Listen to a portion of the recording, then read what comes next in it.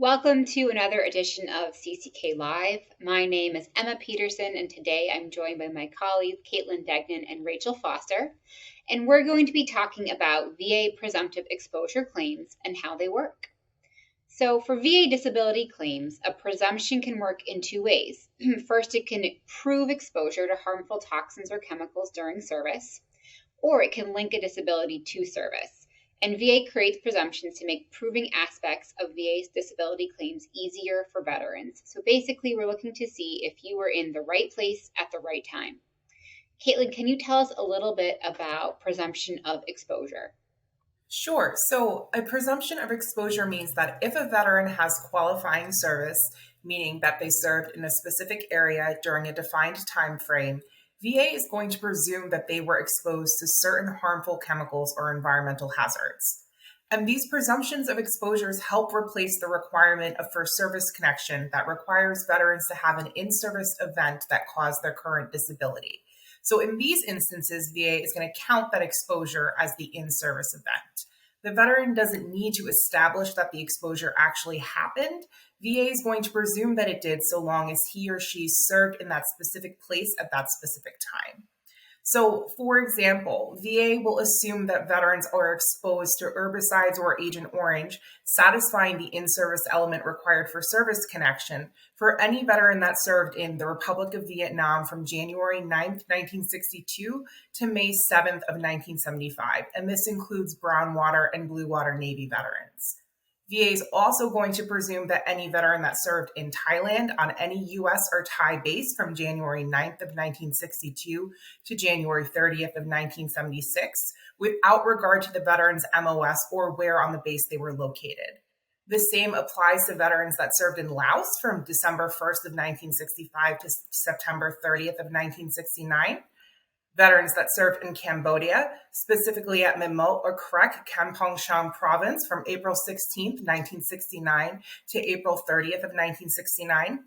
Guam or American Samoa or in the territorial waters thereof from January 9th of 1962 to July 30th of 1980. The Johnston Atoll or on a ship that called at the Johnston Atoll from January 1st of 1972 to September 30th of 1977. On or near the Korean Demilitarized Zone, also known as the DMZ, between September 1st of 1967 and August 31st of 1971, and active duty and reservist personnel who had regular contact with C-123 aircraft between 1969 and 1986. Thanks, Caitlin. And a lot of those locations have been expanded or are new presumptive locations under the PACT Act. We have a lot of information about the PACT Act on our blog and in our videos if you want to explore that further. And we'll, of course, have all this information up on our website. But I think big takeaways from those presumptive locations that Caitlin just mentioned are that not only is it Guam or American Samoa, but also the territorial waters. So that really covers a lot of veterans out there. So be sure to take a look at those closely to see if VA is now going to presume that you were exposed to herbicides, meaning Agent Orange, while you were in service. So Rachel, can you tell us a little bit about a different aspect about presumption, meaning presumption service connection? Sure. So a presumption of service connection is when VA presumes a veteran's disease was caused by their military service, usually due to a certain exposure. The presumption of service connection takes the place of the medical nexus requirement in obtaining service connection. So a little background of medical nexus is that link between an event during the veteran's service and their current disability, usually in the form of a medical opinion. A presumption of service connection acts as that link. So instead of having an examiner say whether, in their opinion, a disability is less likely, as likely, or more likely than not due to service, the presumptive regulation steps in and essentially tells VA to grant service connection as a matter of law.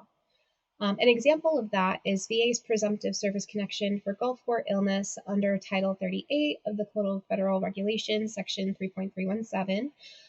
For Gulf War veterans with eligible chronic disabilities from undiagnosed illnesses, they may qualify for presumptive service connection if their symptoms began anytime between their active duty in the Southwest Asia Theater of Military Operations and December 31st, 2026. The Gulf War presumption includes medically unexplained chronic multi-symptom illnesses. You'll probably hear this referred to commonly as MUCMEs, but are essentially a disability with no clear etiology. So your doctors can't figure out where it came from or how you got it. It also includes undiagnosed illnesses where you might have a cluster of symptoms, but doctors may not be able to figure out what the condition you're suffering from is. And it also includes certain infectious diseases, such as malaria or West Nile virus. Thanks, Rachel. So for veterans who want to file a new claim, presumptive or otherwise, they have to use a VA form. VA is very form happy these days, and so you're going to want to file a VA form 21526EZ. It can be submitted online using the e-benefits platform. You can mail it to the Evidence Intake Center. You can bring it in person to your local regional office, or you can file it with the help of a veteran service organization, an accredited agent, or VA disability lawyer. With the creation of some new presumptive locations, as well as changes in those conditions that will be considered presumptive due to particular exposures by way of the PACT Act, many veterans have been left with a lot of questions about these updates and how the PACT Act is going to affect them. So we're going to break down a few of the common questions that we've received in our past videos and just questions we've received at the firm here about how those new presumptions are going to work. So Caitlin, if VA has denied a claim in the past, but the condition is now presumptive, how is that going to work? So VA recommends that veteran file a supplemental claim if your claim was previously denied, but that condition now qualifies as a presumptive. And to do so, you have to provide or identify evidence that is new, which means it was not previously provided to VA and relevant to your case. And to do this, you can file a supplemental claim form. It's VA Form 20-0995, and it's titled the Decision Review Request Supplemental Claim. And if you're trying to preserve that earliest effective date that you can, it's best to do this within 1 year of your original decision. That's how you're going to preserve that earliest effective date. All right, pop quiz, Caitlin, and it's okay if you don't know the answer to this. Will the PACT Act count as new evidence? Could a veteran just say, well, my condition's presumptive now? Is that enough to file a supplemental claim? I'm not sure, Emma. I'm going to say yes. Yes, it is. All right, Rachel, what if I now qualify under a presumption, but my claim is already pending? Do I need to file a new claim? If you have a pending claim for a condition that is now presumptive, you don't have to do anything, except maybe continuously prosecute your appeal if you receive a denial. VA should still consider your conditions presumptive and process your claim accordingly, even if the condition was added to the presumptive list after you filed. I will say, even though the PACT Act was passed in August, I've seen some of these claims since then still get denied, so it seems VA adjudicators are not yet consistently applying the new presumptions. So as Caitlin mentioned, if you have a decision within a year, you'll want to make sure that you're timely filing in order to keep that claim alive. So in a nutshell, if there's already a claim pending, veterans don't need to file a new claim, and you don't want to abandon that claim. Great. Okay, Caitlin, if I served in a presumptive area or I have a presumptive condition, do I still need a diagnosis, a nexus, or a medical opinion? So you still need to provide that proof of diagnosis as part of your VA claim, unless it is an undiagnosed qualifying disability related to service in the Gulf War. So if a veteran qualifies for a presumption of exposure, they no longer need to provide proof of an in-service event, injury, or illness, right? So that element is taken care of. If you qualify for a presumption of service connection, then you don't need to show that there's a nexus or a link between the service and that condition. But in both cases, you do still need to show that there is that diagnosed condition. So something to keep in mind for everyone out there watching that is impacted by the PACT Act. Maybe you're in a new location or you're in, there's a condition that you have that's been added to the presumptive list. Even though the PACT Act passed in August, we've been talking about it, I think, a lot since then. VA has said they're not going to start processing these claims until 2023. So we strongly encourage you to get your claim in as soon as possible.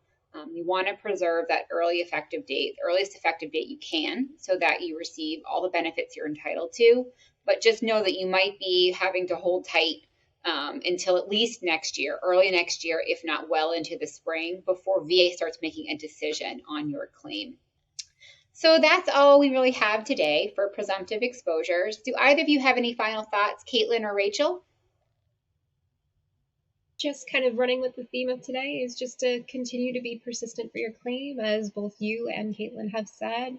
Don't wait, file for your claims. If you already have something pending, keep it going. The PACT Act is a very expansive and exciting and a good thing, and we might just have to wait a little bit longer before we start to see those benefits.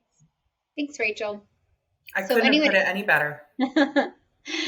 If you need help appealing a denial of benefits or filing a supplemental claim, feel free to contact our team of accredited agents and attorneys to see how we can help.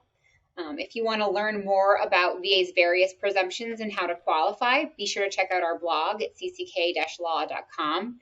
And be sure to subscribe to our YouTube channel and follow us on social media to keep up with the latest VA news and information regarding veterans. Thanks for watching.